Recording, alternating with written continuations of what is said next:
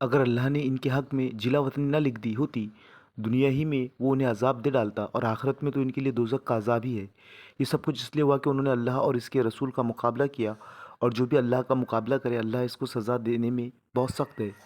तुम लोगों ने खजूरों के जो दरख्त काटे या जिनको अपनी जड़ों पर खड़ा रहने दिया, ये सब अल्लाह ही के इज़्न से था। अल्लाह ने ये इज़्न इसलिए दिया ताकि फासिकों को ज़लील व ख़ौर करे।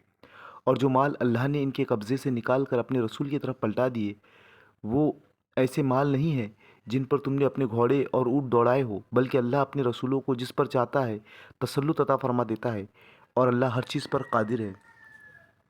जो कुछ भी अल्लाह इन बस्तियों के लोगों से अपने की तरफ पलटा दे, वो अल्लाह और रसूल और रिश्तेदारों और यतामा और मसाकिन और मुसाफिरों के लिए है, ताकि तुम्हारे मालदारों ही के दरमियान गर्दिश ना करता रहे। जो कुछ रसूल तुम्हें दे वो ले लो, और जिस चीज़ से वो तुमको रोके उससे रुक जाओ। अल्लाह से डरो और अल्लाह सख्त सज़ा देने वाला है।